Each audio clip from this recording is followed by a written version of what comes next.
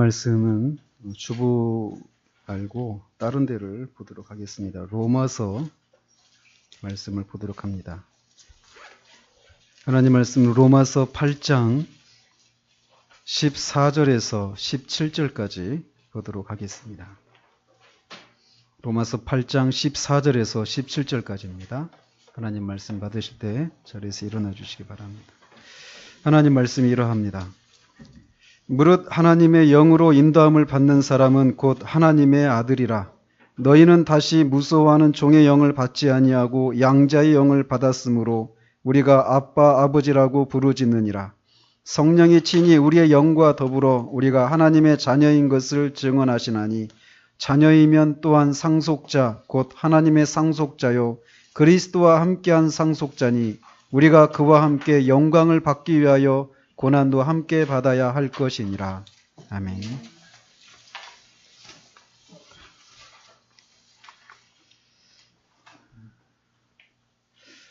지난주에는 소요리문답 33문답을 통해서 믿음으로 의롭다 여김을 받는 것, 즉 이신칭의에 대해서 살펴보았습니다. 하나님 우리를 의롭다고 이렇게 여겨주시는 것은 하나님께서 우리의 내면을 실제적으로 의롭고 바르고 선하고 거룩하게 만드셔서 그런 다음에 우리를 의롭다고 이렇게 선포하는 것이 아니다라고 말씀을 드렸습니다. 우리의 내면의 상태와 상관없이 여전히 우리는 불경건하고 연약한데도 불구하고 그리스도의 그 의를 믿는 그 믿음으로 말미암아서 우리를 그리스도의 의를 우리에게 전가시켜 주셔서 우리를 의롭다고 선언하시는 법정적인 선언이다라고 말씀드렸습니다.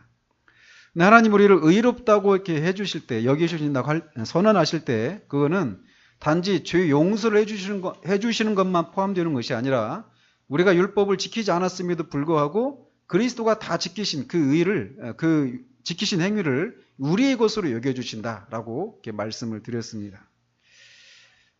우리가 의롭게 되는 것은 믿음으로 되는 것이지만 그 믿음이 의롭게 되는 도구는 아닙니다. 그냥 그것이 수단이 아니라 그냥 단지 통로일 뿐이다라고 말씀을 드렸습니다. 오늘은 성령께서 효과적으로 불러내신 사람들이 이 땅에서 누리는 두 번째 복인 양자됨에 대해서 33문답을 통해서 알아보도록 합니다. 그렇지만 저는 양자됨에 대해서 살피기 전에 칭의에 대해서 몇 가지만 더 추가적으로 언급하도록 합니다.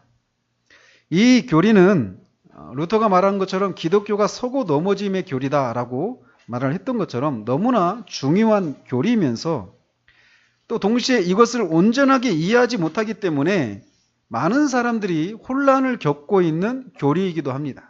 그래서 몇 가지 더 추가적으로 언급을 하고 싶습니다. 여러분들은 지금 거의 한 달 정도 또 오후 예배를 같이 들으시는 분들은 이 오후 예배와 같이 맞물려서 성령께서 한 영혼을 효과적으로 부르시는 과정 속에서 어떤 일들을 하시는가에 대해서 우리가 계속해서 듣고 있습니다. 죄를 각성케 하시는 일에 대해서 우리가 지금 계속 제가 반복해서 언급을 하고 있는데 많은 사람들이 이 부분을 몰라요. 성령께서 우리를 불러내시는 과정 가운데서 일어나는 이 일들이 무엇이고 어디를 향해 가야 되는 것인가에 대해서 잘 모르고 있다는 것입니다. 그렇기 때문에 실제로 자신이 구원받지 못했는데도 자신을 구원받은 사람이라고 생각하는 사람들이 교회 안에 적지 않습니다. 매튜 미드 목사님의 그 유사 그리스도인이라고 하는 그런 책의 제목처럼 거의 그리스도인이 될 뻔한 사람, 이런 사람들이 교회 안에 많아요. 그렇기 때문에 실제로 구원받지 못했는데 구원받았다고 생각하는 동안에는 결코 구원받은 자로서 누리는 그런 기쁨과 감사와 삶의 그런 생기 이런 것들이 없거든요. 그렇기 때문에 교회가 무기력한 거예요. 따라서 저는 다시 한번 이것을 더 언급하고 싶습니다. 우리 교회에서도 철로 역정을 가지고 수요 성역 공부를 이렇게 한 적이 있는데 처음 크리스천이 그 죄에 대해서 각성을 하고 그가 복음 전도자를 만나고 좁은 문을 통과하여 가다가 마침내 그리스도의 십자가를 체험하는 장면을 읽어보신 적이 있으실 거예요. 제가 이거를 이 부분을 설명했던 그런 장면이 막 지금도 생생한데, 그런데 그가 실제로 그 철로역정에 나오는 크리스천이 실제로 죄 사함을 받고 그리스도가 이루어 놓으신 적극적인 의의 옷을 입고 하늘나라의 상속자로 인침을 받은 것은 그가 십자가에 섰을 때였습니다. 즉 그 지점에서 그는 실제로 구원받은 그리스도인이 된 거예요. 그럼 그 전에는 어떤 상태인가? 그는 분명히 죄에 대해서 각성을 했습니다. 그리고 심판에 대한 두려움을 느끼고 잠을 못 잤어요. 그것을 피하기 위해서 이 전도자의 말을 듣고 좁은 문으로 들어갔습니다. 그러니까 그렇게 죄에 대해서 각성한 그가 죄를 지을 수 있을까요? 그렇지 않아요. 결코 그렇지 못합니다. 하나님의 심판 아래 자신의 그 죄된 행위로 인해서 하나님의 심판을 받게 되었다라고 하는 것을 깨닫은 사람이 여전히 죄를 짓는다? 그럴 수 없어요. 그러니까 크리스천도 거기서 죄를 짓는 게 아니라 좁은 문으로 들어가는 거예요. 그러면서 그 해석자를 통해서 복음과 그리스도에 대해서 설명을 듣습니다. 그리고 그는 구원받고자 하는 소망도 있었고 실제로 구원받기 위해서 자기 아내, 아이들을 다 버리고 세상의 조롱을 받으면서 자기에게 이미 익숙했던 삶을 청산하고 좁은 문으로 들어갔습니다. 그리고 그곳에 들어가기 전에 그런 여러 가지 유혹과 시험을 통과하기도 해요. 즉 그는 자신의 구원을 위해서 이런저런 노력을 했던 것입니다. 그러나 만약 그가 그 십자가 앞에 서기 전에 그런 노력을 했는데 만약 그때 이 가정이지만 만약 그때 그가 죽었다면 어떻게 됐을까요? 그는 지옥에 갔을 것입니다. 분명히 죄에 대한 각성이 있었어요. 심판에 대한 두려움을 느꼈습니다. 그리고 내가 막 구원받기 위해서 좁은 문을 통과하고 많은 복음에 대한 그런 얘기를 듣고 그것을 소망하고 기뻐하고 자기에게도 그런 일이 일어나기를 바라기도 했습니다. 그리고 그것을 위해서 치러야 될 대가들을 막 치르고 있었어요. 그러나 그가 만약 그 상태에서 죽었다면 그는 지옥에 갔을 거란 말이에요. 즉 그가 구원을 받은 것은 십자가의 언덕에서 그리스도의 십자가를 체험한 것을 통해서 죄의 사함을 받고 영생을 선물로 받고 하나님 나라의 상속자라고 하는 인증서를 받았던 그때 그의 구원이 이루어진 것입니다. 그러나 얼마나 많은 사람들이 그 지점 앞에 있는 크리스천을 구원받은 그리스도인이라고 생각을 하는가라는 거예요. 아직 그는 아닙니다. 만약 그렇게 죄에 대해서 각성하고 자신이 구원을 받아야 되는구나, 하나님의 심판에서 피해서 구원을 받아야 하고 죄 용서를 받아야 되고 이 죄짐을 벗어야 되는구나, 이것을 알고 그것을 벗기 위해서 애를 쓰고 그 노력을 하다가 또 복음을 듣고 막 그런 소망이 생기고 어떤 일종의 기쁨도 있었거든요. 근데 그 상태에서 멈춰버리잖아요. 십자가를 경험하지 못하고. 그러면 그 사람 안에 늘 이런 마음이 남아있어요. 뭔가 풀어야 될 숙제를 하지 못한 것처럼. 늘 마음 한켠에 내가 무엇인가를 해야 된다. 근데 그게 무엇인지는 모른 채 무엇인지를 해야 되는데 그게 무엇인지 몰라요. 그러나 분명한 건 무엇인가 해야 된다라는 거예요. 그런 생각을 가지면서 그는 여전히 기독교인의 삶을 살고 있습니다. 그러나 마음에 진정한 그런 평안과 기쁨이 없어요. 왜 그러느냐? 십자가를 경험하지 못한 거예요.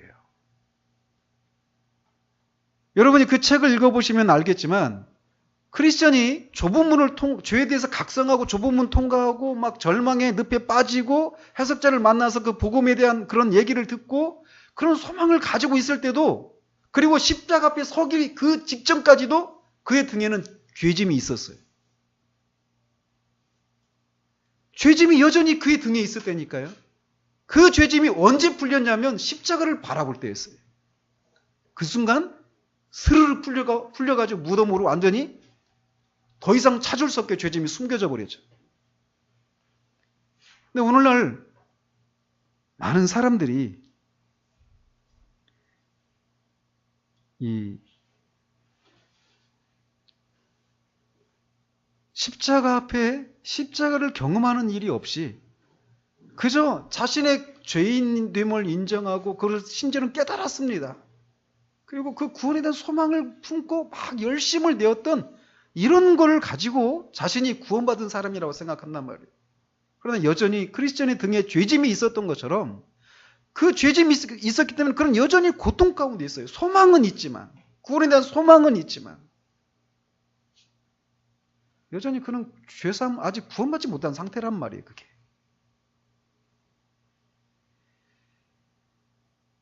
그러므로 여러분 자신이 지금 어느 지점에 있는지 정직하게 보셔야 돼요. 누구를 여러분 주변에 있는 사람들을 설득하려고 하지 마십시오. 정직하게 하나님 앞에 그 문제를 가지고 직면하셔야 돼요. 심지어 여러분들 중에는 죄에 대한 각성조차 없는 분들도 있습니다. 죄에 대한 각성조차 없는 사람들이 있어요. 사실 성령께서 죄에 대해서 각성케 하면 이런 과정을 밟아가는 것은 너무나 자연스러운 과정입니다. 그러니까 이런 게 없다. 그건 아직 죄에 대해서 각성이 이루어지지 않은 상태예요. 더 끔찍한 상태죠.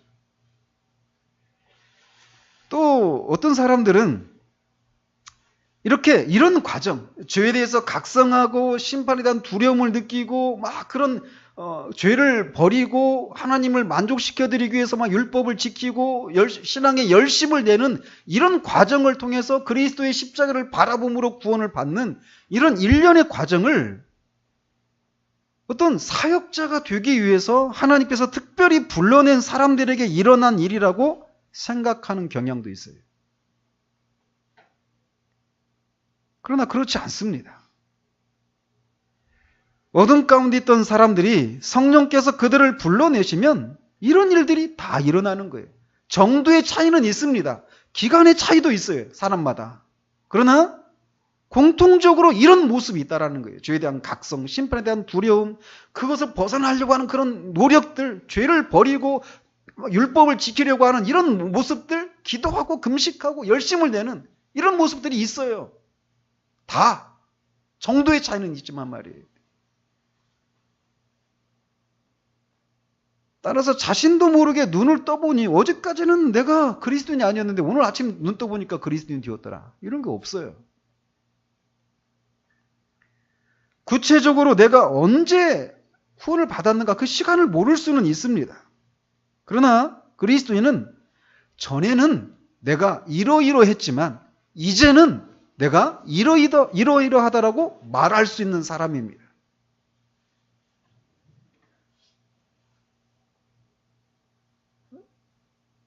그리고 또 실제로 이렇게 멀쩡히 정상적으로 그냥 착하게 교회에서 신앙생활을 하고 있던 사람이 갑자기 성령께서 죄를 자각하게 하시면 이제 막 떨쳐 일어나거든요. 그러면은 어떤 일이 일어나느냐면 주변에 있는 사람들이 그를 뜯어 말립니다. 그래서 여러분들 안에 거꾸로 이걸 확인해 보십시오. 내가 신앙생활을 하는데 어떤 내 안에서 그런 변화들이 일어날 때 내 주변에 있었던 멀쩡히 그분들도 다 교회를 다니고 있었던 사람들이에요. 다 교회 직분자들이기도 합니다. 심지어는 사역자이기도 해요.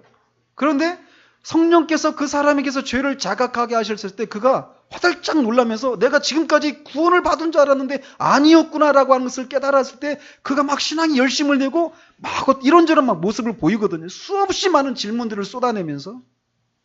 그럴 때 주변의 사람들이 넌 이미 구원받았어. 뭘 그렇게 열심을 내려고 해. 이렇게 하면서 다독이는 사람도 있어요. 또는 위협하는 사람도 있습니다.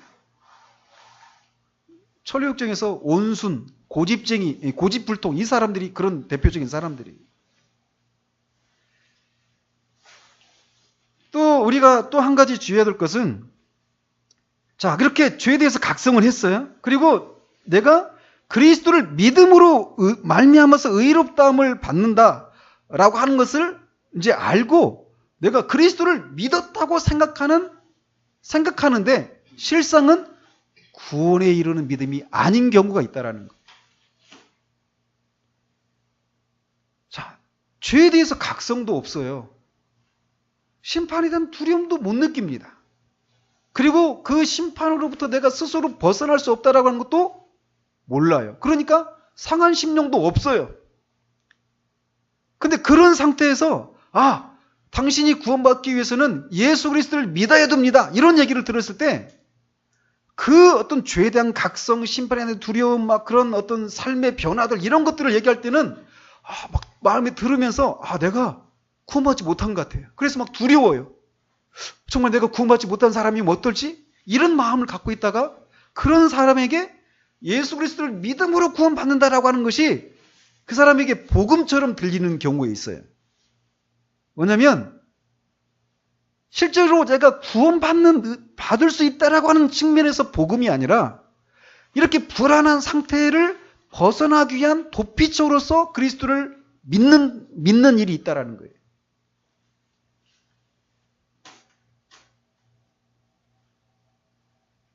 즉 자신의 선행으로 의롭다함을 받을 수 없고 오직 그리스도를 믿음으로만, 즉 그분의 완전한 인격과 그분이 이루신 완전한 구속을 믿는 자를 의롭게 해주신다라고 하는 하나님의 말씀을 믿음으로 의롭다함을 받는다고 할 때 진정으로 자신이 그 믿음을 소유했는가에 대해서 부주의하게 생각하는 위험이 있다라는 겁니다. 몇 주 전에도 살펴보았지만 믿음에는 구원에 이르는 믿음이 있는가 하면 구원에 이르지 못하는 믿음도 있어요.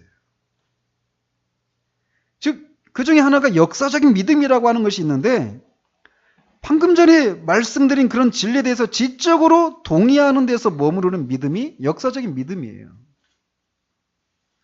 따라서 자신의 믿음이 단순한 어떤 지적인 동의에 머무르는 것은 아닌지 살펴보아야 한다는 거예요. 이 믿음이 구원에 이르는 믿음인지 아닌지는 그가 상한 마음을 소유했는지 아닌지를 가지고 알 수 있습니다. 그래서 오후 예배 때 우리가 오늘부터 성경 공부하는 그 상한 심령으로 살아가고 하는 것을 살펴보는 것이 바로 그런 이유에서 그러는 거예요. 제임스 베커가 이렇게 얘기를 했어요. 언제 한번 제가 수요예배 때도 말씀드렸잖아요. 청교도들은 그리스도를 믿는 믿음의 건전성의 지표는, 즉 그리스도를 믿는 믿음이 진짜 구원에 이르는 진짜 믿음이냐 아니냐 이런 것을 알 수 있는 지표가 무엇이라고 말을 했냐면 믿음을 흘러나오게 하는 자기 절망의 진정성이라고 주장했다라고 말을 하고 있습니다. 즉 내 스스로 구원에 이룰 수 없다라고 하는 데서 오는 자기 절망, 그것이 진짜이면 그 상태에서 예수 그리스도를 믿는 믿음이 진짜 믿음이 나온다라고 말하고 있는 거예요. 그러니까 오늘날 상한 심령이 무엇인지를 모르고 이 구원의 어떤 유익과 구원받은 사람들에게 누려지는 여러 가지 복들, 어떤 성공들 이런 것들을 생각하면서 나 예수님 믿겠습니다 하면서 그리스도인의 삶을 살아가면서 자신은 구원받은 사람이라고 생각하는 사람들이 오늘날 교회 안에 많아요. 그러나 성경은 그런 사람을 구원받은 사람이라고 말하지 않는다라는 겁니다.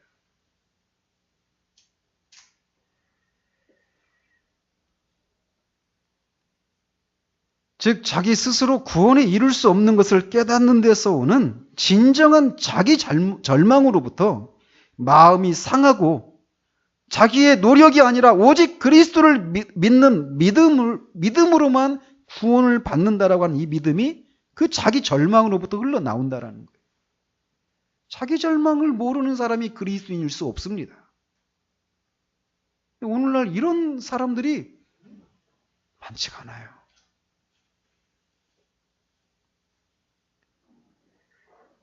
따라서 그리스도를 믿기 전의 사람은 자신의 마음이 완전히 부패했기 때문에 내가 이런 상태인 한 나는 절대로 죄 용서를 받을 수 없고 하나님을 만족시켜드릴 수 없다라고 하는 것을 아는 데서 오는 자기 절망이 있어요. 그러니까 새로운 마음을 가져야 된다.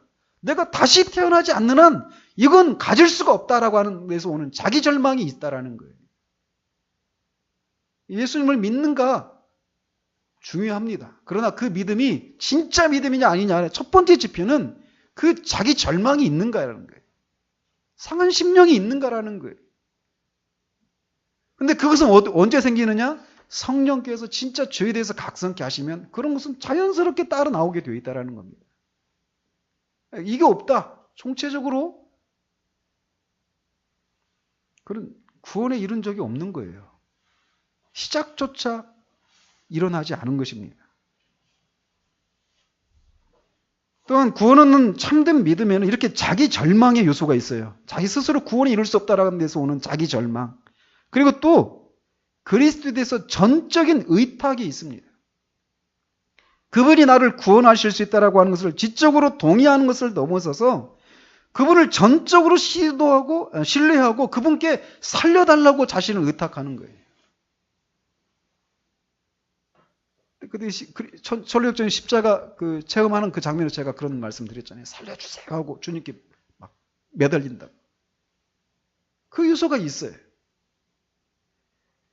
또 구원을 위해서 그리스도께 의탁할 뿐만 아니라 그분께 자신을 드리게 됩니다. 즉 헌신이 뒤따른다는 거예요.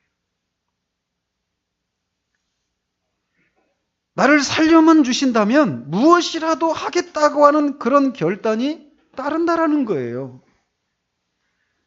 그분이 자신을 살려주셨기 때문에 이제 자신은 자신의 것이 아니라 그분의 것임을 인정하고 그분께 자신의 삶의 주재권을 넘겨드리는 일이 있습니다. 왜냐하면 예수 그리스도는 우리의 대제사장이실 뿐만 아니라 왕이십니다. 그분의 직분을 나눌 수가 없다니까요. 그분을 구세주로 영접하고 구원을 받았다고 하면서 그분께 자신의 삶의 주권을 넘기지 않은 채 구원을 받았다고 하는 것은 있을 수가 없다라는 거예요. 그러니까 그리스도를 영접하고 나서 이제 삶의 주권을 하나씩 넘겨주는 이게 그리스도인이라고 생각하는데 그게 아니라는 거예요. 시작은 무엇이냐? 내 모든 것을 다 주님께 드리는 거예요. 거기서부터 출발하는 겁니다. 그게 그리스도인이에요. 근데 그렇게 살지 못하는 것 때문에 상하죠, 마음이.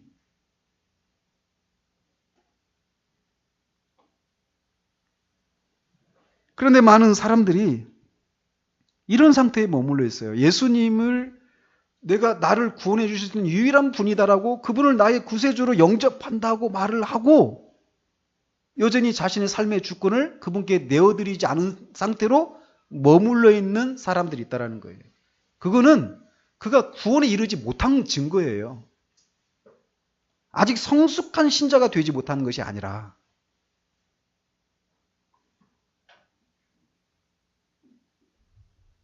그분을 제대로 믿으면 내가 살고 싶은 것을 하지 못하지는 않을까?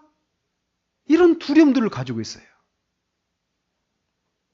그분을 모셔드리면 잃어버릴지도 모르는 것에 대한 두려움과 미련 때문에 구원을 받고 싶다라고 생각하지만 그분께 자신의 삶을 드리지는 않는 그런 구원을 원한다라는 것이죠. 그러나 기억하십시오. 그런 구원은 없습니다. 그런 구원은 없어요. 여러분 중에 어떤 분은 아니 그럼 십자가의 강도는 자신의 삶을 헌신한 그런 기회도 없었는데 그럼 그 사람은 뭡니까? 기억하십시오. 그에게 만약에 주님을 섬길 수 있는 기회가 주어졌다면 그는 주님께 자신의 모든 것을 드렸을 것입니다.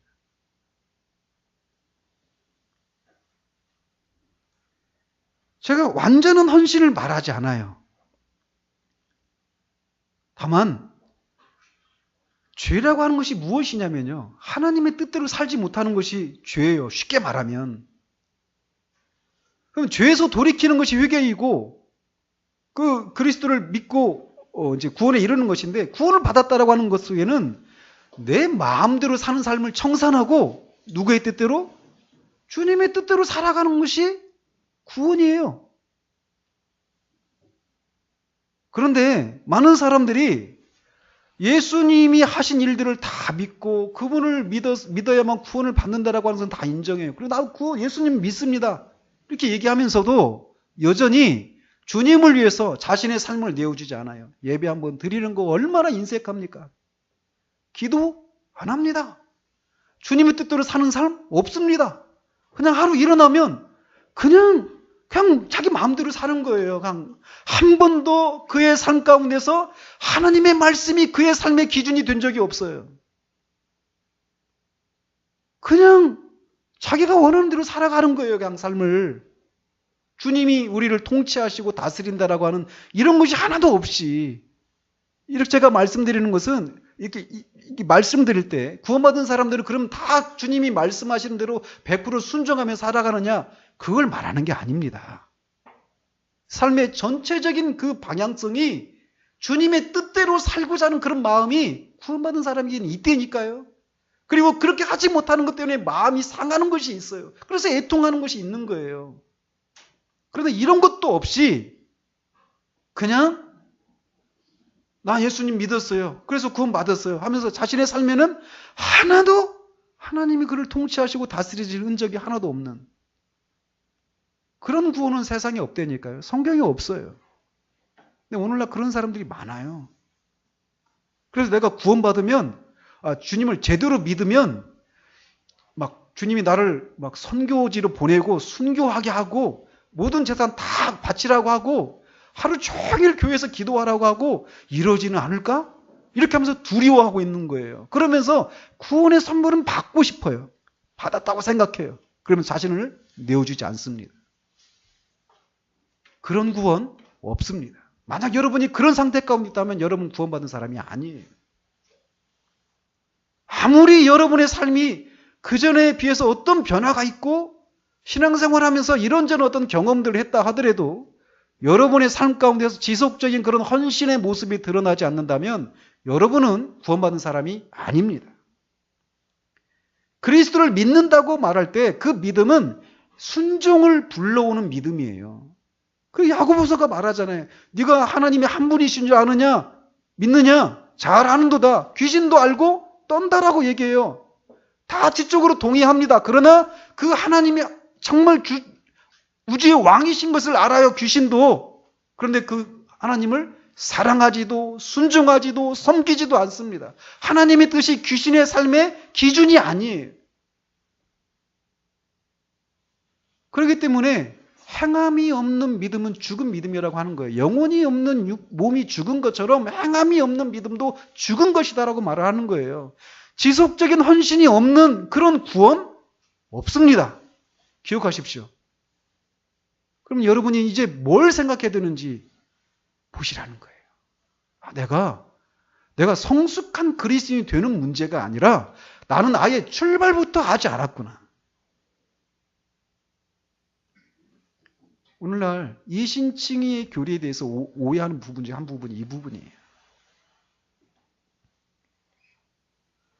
오늘날 어떤 계기를 통해서 예수님을 영접하기로 결단을 했던 한 번의 경험을 붙들고 여전히 주님께 순종하는 삶이 따르지 않으면서도 자신을 구원받은 사람이라고 생각하는 사람들이 너무나 많습니다.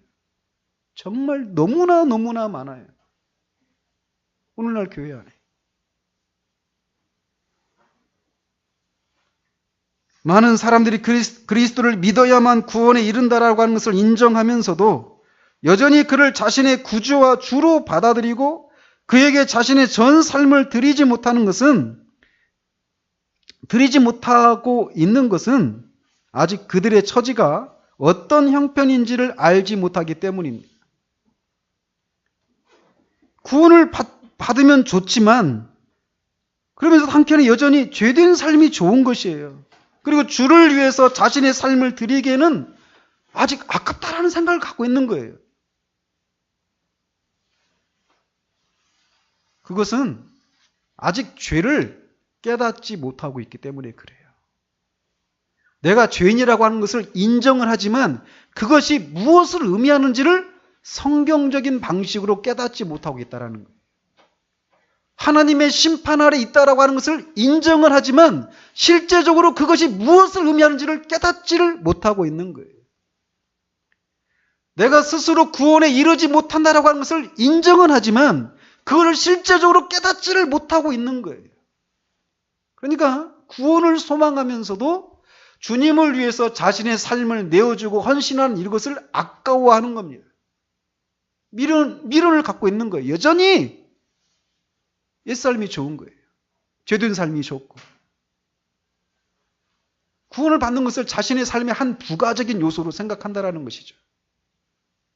그런 상태 가운데 있는 사람들이 교회 안에 많습니다. 그런 사람을 붙들고 그리스도인의 삶에 대해서 이렇게 저렇게 얘기해봐야 아무 소용이 없어요. 죽은 자가 어떻게 산 사람의 삶을 살 수 있겠습니까? 어떻게 예리가 양떼의 삶을 살 수 있냐고요. 절대 살 수가 없는 거예요. 오늘날 교회 안에서 죄에 대한 설교들이 되어지지 않고 있기 때문에 사람들이 안심을 하고 교회 생활하고 있습니다. 그러다 지옥 간 사람 수도 없이 많을 거예요. 우리는 우리의 마음이 다 부패했기 때문에 우리 자신도 속습니다. 우리 자신에 대해서. 여러분은 정말 여러분이 그리스도의 것이라고 하는 것을 인정하십니까? 정말 여러분의 삶이, 여러분의 존재 자체가 여러분을 구원해 주신 그리스도의 것이라고 인정하시나요? 그래서 여러분이 모든 시간을, 여러분의 모든 물질을, 에너지를, 여러분 존재 전체를, 여러분 삶 전체를, 여러분의 자녀를, 여러분의 건강을, 여러분의 장래를, 그 모든 것이 다 주님의 것이라고 인정을 하시느냐고요. 그래서 그걸 마땅히 주님께 드려야 된다고 인정하냐고요. 그게 없다면요, 여러분 그리스도인이 아닙니다. 그리스도인이 아니에요. 그러므로 여러분의 구원이 진실한 것인지를 점검할 수 있는 책들을 살펴보십시오. 저는 정말 능력이 제가 짧아서 정말 여러분들을 어떻게 할 수가 없어요. 그런 분들의 책들을 한번 살펴보십시오. 저는 이번 주에도 저를 이 자리까지 오게 한 분의 책을 읽었어요. 조셉 월라인의 회개의 참된 의미라는 책인데, 그 책을 읽었을 때 그때 읽었을 때 저는 제가 구원받은 사람이라고 생각을 했었어요. 그리고 그 책을 읽는데 얼마나 기분이 나쁘던지요. 두 사람한테 기분이 나빴습니다. 그 책 저자한테 기분이 나빴어요. 내가 그 죄에 대한 각성이 있었거든요. 심판에 대한 두려움이 있었거든요. 눈물로 회개하고 기도하고 그 방탕한 삶을 청산하고, 제가 이전에 얼마나 방탕한 삶을 살았는지 여러분한테 말씀드리면 여러분 다 떠나갈지도 몰라요. 제가 그런 사람이었습니다. 근데 그런 삶을 청산하는 일이 있었어요, 제 안에. 그리고 교회 생활을 얼마나 열심을 냈는지 모릅니다. 1년에 한 번씩 성경 통독하고, 새벽기도 안 빠지고, 큐티하고, 일주일에 한 번씩 경고서적 읽고, 모든 공예배 안 빠지고, 그 청년 때 말이에요. 그 혈기 왕성한 그 청년 때 얼마나 좋은, 그 즐거운 것들이 많은 때입니까? 그 회사에서는 막 그리스도인이라고 하는 것 때문에 핍박받고 있다고 생각했어요. 근데 그 책을 읽는데 아닌 거예요, 제가. 회개를 한 적이 없는 거예요. 참된 구원에 이른 적이 없는 거예요. 근데 나는 구원받았다고 생각하는데 그 저자가 나는 아니라고 하니까 그 저자한테 기분이 나빴어요. 그리고 또 한 사람, 그 책을 저한테 빌려준 자매도 미웠습니다. 나를 인정하지 않는 거니까. 나를 무시하는 거니까. 그러나 하나님께서 그 책을 사용하셔서 2개월인가 3개월 후에 저를 여기 세워주신 거예요. 그 거룩하신 하나님 앞에 내가 붙들고 있었던 것들, 기도하고 삶을 바꾸고 금식하고 성경 읽고 모든 공예배 안 빠지고 뭐 어떤 주님을 위해서 산다고 하면서 내가 핍박을 받고 있다고 했던 그 삶들, 이런 것들이 그 거룩하신 하나님 앞에 나를 세워줄 수 없다라고 하는 것을 깨닫게 하셨어요. 그 하나님의 거룩하심을 제가 인식할 때 얼마나 두려워 떨었는지 모릅니다. 그날 밤 막 대성통곡하면서 무서워서 울었습니다.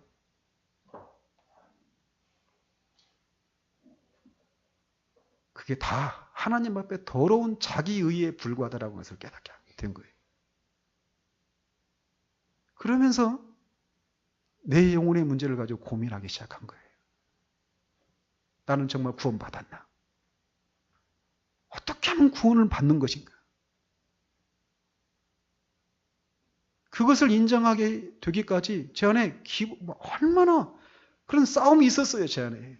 끊임없이 저 자신을 나는 구원받은 사람 맞아.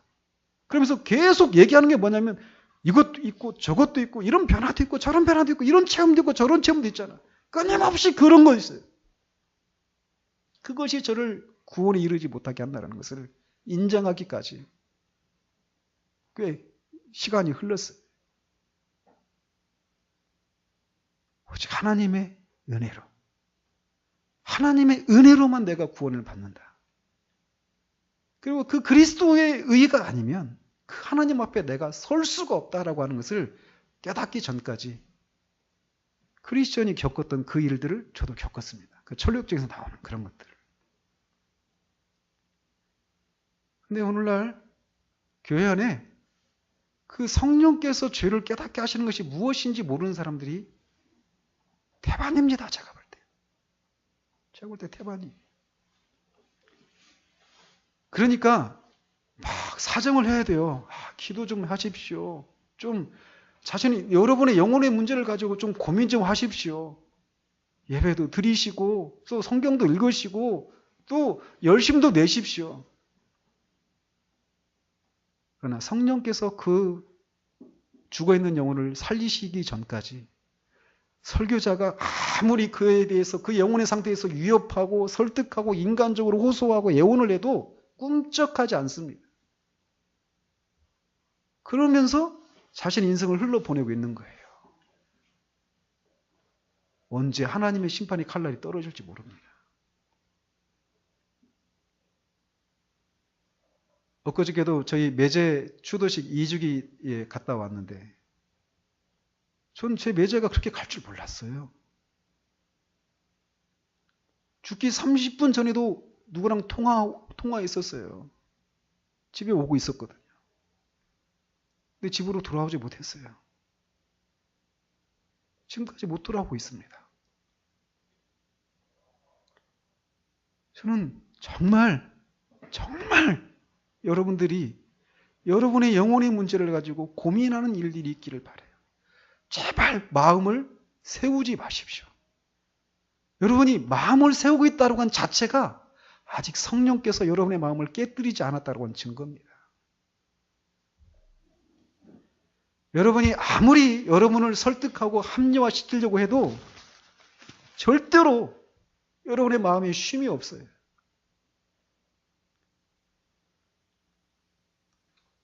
사실상의 불신자들이 교회 안에 오늘날 너무나 많습니다. 너무나 많아요. 그리고 그런 현상의 그런 원인 중에 가장 큰 게 무엇이냐면 저와 같은 설교자들이 영혼의 문제를, 죄의 문제를 너무 가볍게 처리하고 넘어갑니다. 죄의 심각성을 얘기하지 않아요. 구원받는 것에 대해서 두루뭉실하게 처리하고 넘어가 버립니다. 그냥 뭐 교회 직분자고 교회에서 오래 한동안 교회 생활했고 그러면 그런 사람들의 마음을 막 휘저어가지고 불편하게 하면 당연히 싫어하죠. 미워하고 여기만 교회야? 떠나버리죠. 다른 목사들은 저런 얘기 안 하는데 왜 저 목사는 저래? 기분 나쁘죠. 나는 그래도 구원받았다고 생각하는데 아무것도 아니라고 하니까. 벤자민 프랭클리라고 하는 사람이 조지 휘필드의 그 설교를 들으면서 그런 자기의 소감을 써놓은 그 글이 있어요. 근데 그 사람은 휘필드의 설교를 들으면서도 결국 회심에 이르지 못했습니다. 근데 그 사람이 그렇게 얘기하는 거예요. 참 이해할 수가 없다, 자기로서는. 휘필드가 설교할 때 사람들에게 거의 태어나면서부터 반짐승의 상태로, 반은 짐승이고 반은 사람인 상태로 태어난다라고 그렇게 막 말을 하는데 어떻게 그런 설교를 가만히 듣고 있지? 이렇게 하면서 글을 써놨어요. 그 얘기는 그렇게 들리는 거죠. 인간의 상태에 대해서.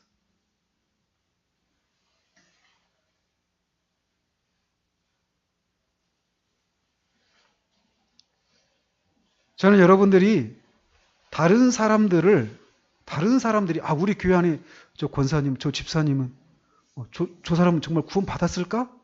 이렇게 하면서 그들의 구원 여부를 여러분이 감별해내는 영적인 감별사 노릇을 하라고 여러분에게 말씀드리고 있지 않습니다. 성경 그것을 원하지 않아요. 그걸 인정하고 있지 않아요. 다만 여러분의 영혼의 상태가 그 어떠한지를 보시라는 거예요. 예수님을 믿으면 구원을 받는다라고 하는 이것은 복음입니다. 진리입니다. 그런데 이것이 의미하는 것을 너무나 가볍게 처리하고 예수님을 믿고 구원받았다고 생각하기 때문에 사실상 교회 안에 구원받지 못한 사람이 넘쳐나고 있는 거예요. 기억하십시오.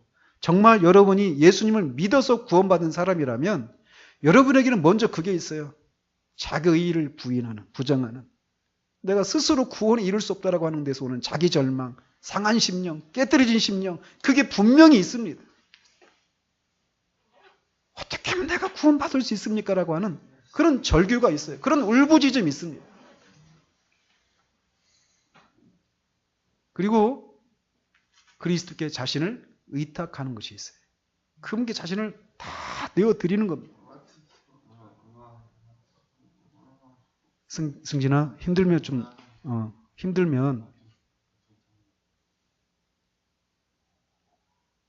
짜증나지? 승진아.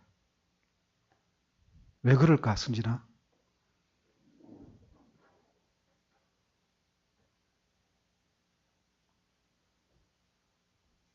마음 상하지 마십시오.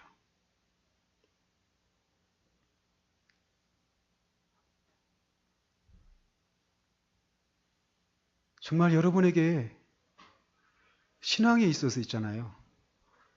정말 예수님을 믿고 구원받았다고 생각하는데 내 삶이 정말 주님 앞에 더 드려지지 못하는 것 때문에, 더 온전히 헌신하지 못하고 있는 것 때문에, 주님의 뜻대로 살아가지 못하고 있는 것 때문에 애통해하고 마음이 상하는 것이 없다면, 그러면서도 여전히 주님께 내가 제대로 믿으면 정말 주님이 내가 원하지 않는 삶을 살게 하진 않을까? 이런 두려움을 가지고 여전히 주님과 이렇게 줄다리기를 하고 있는 것 같은 그런 상황 가운데 있다면 여러분은 지금 여러분이 그 어떤 상태 가운데 있는지를 깨닫지 못하고 있기 때문에 그래요. 불구덩이에 막 휩싸여 있는 사람이 완전히 사방에 불구덩이에 휩싸여 있는 사람이 거기서 유일한 소망이 무엇이겠어요? 빨리 도망치는 거잖아요. 살아나는 거잖아요. 그죠? 근데 밖에서 손을 내밀면서 빨리 이쪽으로 나오라고 하는데 내가 당신 말 듣고 나가면 나한테 뭘 이거 달라고 저거 달라고 하지 않을까? 이렇게 하면서 시간을 보낼 수 있겠습니까? 절대 그럴 수 없습니다. 절대 그럴 수 없어요. 내가 구원을 받아야 된다라고 하는 것을 깨닫게 되는 순간, 하나님의 심판날이 있다고 하는 것을 깨닫게 되는 순간 그의 마음을 사로잡는 것은 하나밖에 없어요. 구원받는 거예요. 구원받는 거예요. 그 구원을 받기 위해서 내가 어떤 대가를 치른다 하더라도 기꺼이 그것을 다 치르겠다라고 하는 이런 마음이 그에게 있습니다. 만약 그게 없다면 아직 자기 절망이 이루지 못한 거예요. 그런 사람만 그리스도를 붙듭니다. 제가 사실 양자됨을 오늘 준비했는데 오늘 다음에 해야 될 것 같습니다. 이신칭의 교리, 오늘날 믿음으로 구원을 받는다고 하는 이 교리가 한국교회 안에서, 아니 역사적으로 항상 남용되어 왔습니다. 성경 시대에서부터 그랬으니까. 그래서 이것을 남용한 결과 교회 안에 구원받지 못한 상태로 머물러 있는 사람들이 많아지게 된 원인이 거기에 있어요. 저는 여러분들에게 예배에 더 나오십시오라고 말하고 싶지 않아요. 여러분의 영혼의 문제를 가지고 고민하라고 정말 말하는 것이 아무 의미가 없는 것은 성령께서 여러분들의 눈을 열어주시기만 한다면 누가 말려도 나옵니다. 살아야 되는데 태평하게 살 수 있을까요? 자신의 할 일 다 하면서 그렇게 지낼 수가 없어요. 절대 없습니다. 그리고 많은 사람들이 그 십자가를 통해서, 십자가의 그 공로를 통해서 구원받는다라고 하는 것을 알지 못한 채 죄에 대한 각성, 그 삶의 변화, 구원에 대한 소망, 그리고 그런 상태가, 그런 어떤 삶의 변화들이 일어난 것을 가지고 자신이 구원을 받았다고 생각하고 있는 동안에 그 마음에는 늘 알 수 없는 그 허함이 있습니다. 아직 숙제를 다 못 풀었거든요. 그런데 무엇인가를 해야 된다는 건 알아요. 근데 그게 무엇인지를 몰라요. 그런 채로 꽤 오랜 시간을 보낼 수도 있습니다. 그런 동안에 여전히 하나님이 그에게 사랑의 하나님, 막 가까이 하고 싶은 하나님, 찾고 싶은 하나님, 갈망을 하게 만드는 하나님, 그런 하나님이 아닙니다. 그에게는 여전히 하나님은 나한테 이렇게 살라고, 저렇게 살지 말라고 요구하시는 하나님, 그리고 그렇게 하지 않으면 하나님이 심판을 내리실지도 몰라 라고 하는 그런 하나님이, 그거는 구원받은 게 아닙니다. 구원받은 게 아니에요. 하나님이 여러분에게, 우리가 다음 주에 살펴보겠습니다. 양자됨. 하나님이 여러분에게 아버지여서 그분이 여러분을 사랑할 뿐만 아니라 여러분도 그분을 사랑하고 여러분도 그분을 위해서 살고 싶고 그분을 위해서 여러분의 모든 것을 드리고 싶고 그분과 가까이 하고 싶고 그분을 더 알고 싶고 이런 것이 여러분에 없다면 여러분은 아직 종의 영 아래에 있는 상태예요. 아들의 영을 받지 못한 상태예요. 더 쉽게 말하면 구원받지 못한 거예요. 하나님은 우리를 그런 상태에서 건져주시는 것이 구원이거든요. 정말 믿음으로 구원받는다라고 하는 이 진리, 그리고 그 믿음이라고 하는 것이 이런저런 것들이 있다라고 하는 것을, 그리고 진짜 구원받는 믿음에는 이런저런 특징이 있다라고 하는 것을 그냥 간과하지 마십시오. 나는 구원받았으니까 이건 나한테 해당이 되지 않아. 이렇게 하면서 그냥 지나가지 마십시오. 설령 구원받은 사람이라 하더라도 그 말씀을 들을 때 마음에 나한테는 이게 다 지나갔구나, 끝났구나 하면서 안도의 한숨을 쉬는 것이 아니라 그걸 진짜 들으면 그 마음에 감사가 밀려옵니다. 그런 일이 일어난 것에 대해서 내가 안심을 하면서 그냥 그렇지 못한 사람들이나 들어야 될 얘기로 하면서 얼굴에 미소를 띠면서 듣는 것이 아니라, 그런 얘기를, 구원받은 사람은 그런 얘기를 들을 때 감사가 있어요.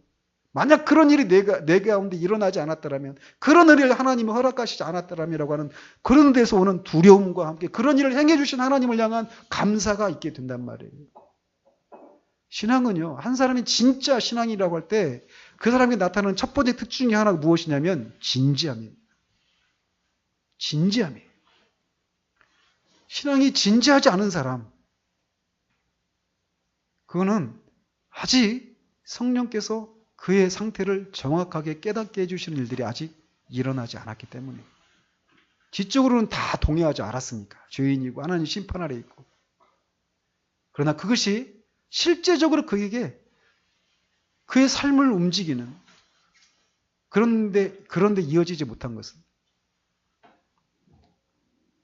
아직 여러분이 마땅히 깨달을 것을 깨닫지 못한 상태 가운데 있기 때문에 그렇습니다. 그럼 어떻게 해야 될까요? 말씀을 펴십시오.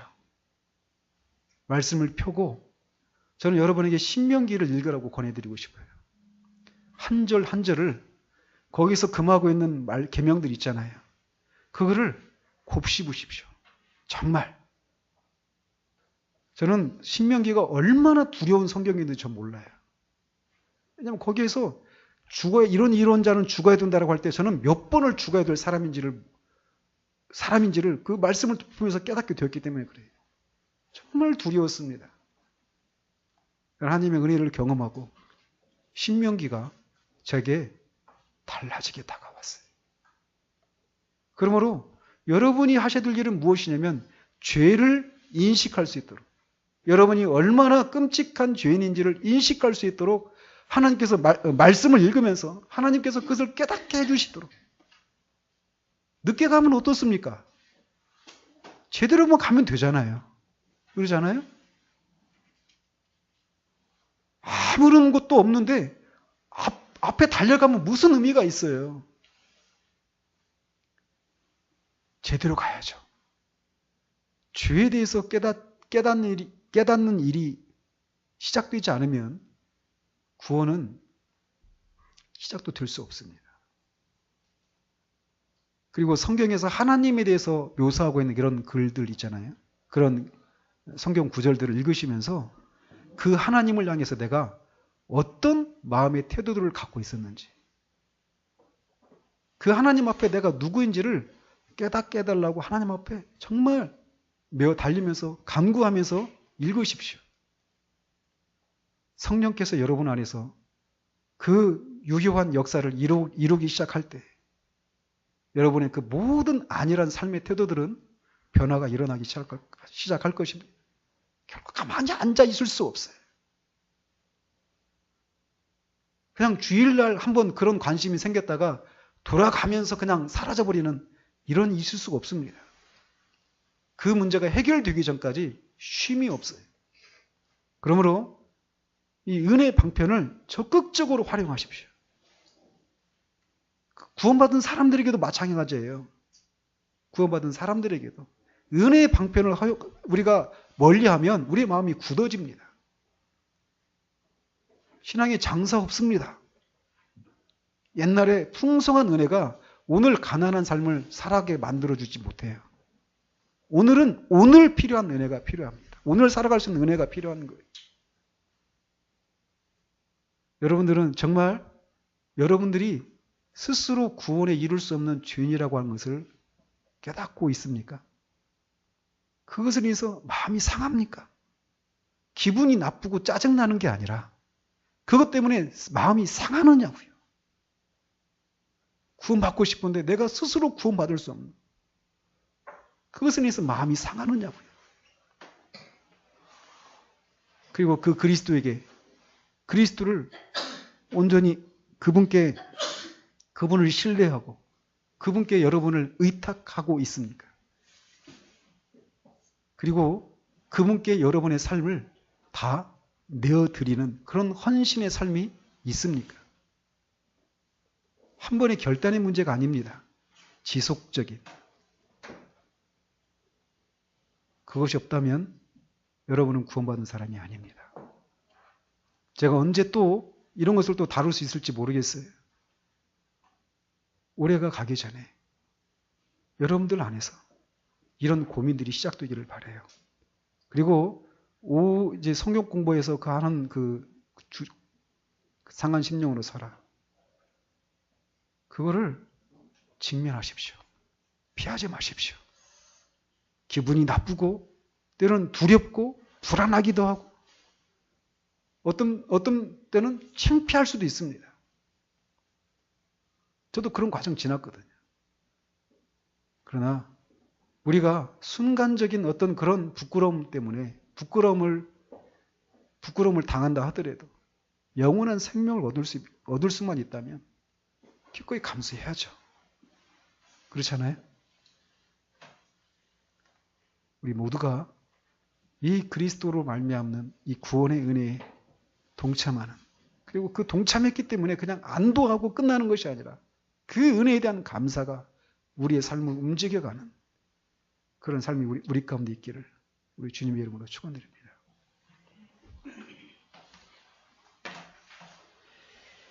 하나님 아버지, 오직 그리스도로 말미암아, 오직 은혜로, 오직 믿음으로